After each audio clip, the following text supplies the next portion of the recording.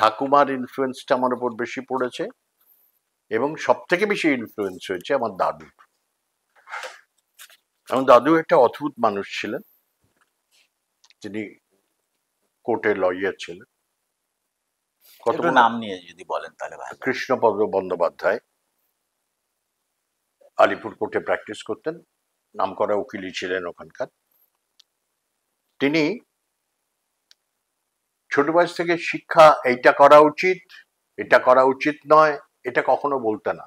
আচ্ছা, কিরম একটা ছোট্ট বলি, আমার খুড়তুতো কাকা, একই জয়েন্ট ফ্যামিলি, আমাদের দাদুরা দুই ভাইয়ের ফ্যামিলি, সব একসাথে ছিলাম তখন। খুড়তুতো ভাইরা, খুড়তুতো কাকা, তার বয়স আর আমার বয়স হচ্ছে 6 মাসের ডিফারেন্স। আচ্ছা, আমরা একই ক্লাসে একই স্কুলে ছোট্টবেলা শিশুকাল থেকে পড়েছি। একবার দাদু কোর্ট থেকে ফিরে এসে জিজ্ঞেস করলেন, সেদিন আমাদের রেজাল্ট বেরোবার কথা, আমাকে জিজ্ঞেস করলেন কি হলো রেজাল্ট। আমি বললাম যে ফার্স্ট হতে পারেনি, সেকেন্ড হয়েছি। বাচ্চা ছিল তখন, কত 8-9 বয়স। তারপর দাদু জিজ্ঞেস করলেন বাবু, বাবু মানে আমার খুড়তুতো কাকা, আর ও পাশ করে গেছে, এইভাবে বলেছিল। দাদু কিচ্ছু বলেন, দাদু আমার মুখের দিকে তাকালেন না, কিচ্ছু বললেন। খানিক পরে সন্ধে নামতে, পুরোপুরি অন্ধকার হতে, আমাকে বললো 17 ইঞ্চি একটা নে তো, উই ছাতে পাত, আমি আসছি। আমি গিয়ে পাতলাম, দাদু এলেন, এসে বলে শো, বলে নিজে শুলেন। আকাশের দিকে তাকান, তাকিয়ে আছি। বলো কি, কত তারা দেখেছেন এখানে আকাশে?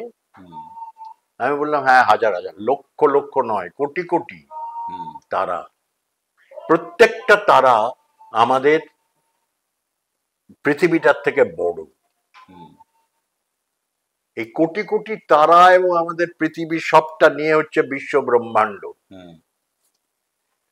সেই বিশ্ব ব্রহ্মাণ্ডের মধ্যে একটা কোটি কোটির মধ্যে একটা ছোট্ট পৃথিবী, সেই পৃথিবীর মধ্যে একটা ভারতবর্ষ, ভারতবর্ষের মধ্যে একটা ওয়েস্ট বেঙ্গল, ওয়েস্ট বেঙ্গলের মধ্যে একটা কলকাতা, কলকাতার মধ্যে একটা কালীঘাট, তখন আমরা রাসবিহারী এভিনিউতে থাকতাম, রাসবিহারী এভিনিউ, সেখানে একটা ছাদ, সেখানে একটা ছোট্ট তুই। ব্রহ্মাণ্ডের তুলনায় তুই কতটুকু? ধুলোর মতন, ধুলোকণা। বললো না, তার থেকেও ছোট, ধুলোকণার থেকেও ছোট। যখনই মনে হবে তুই অনেক উঁচুতে উঠেছিস, বড় হয়েছিস, গর্ব হবে, তখনই এসে আকাশের তারার দিকে তাকাস। আমি আর তখন ভালো করে বুঝিনি, আজ বুঝি কি বলে গেছেন।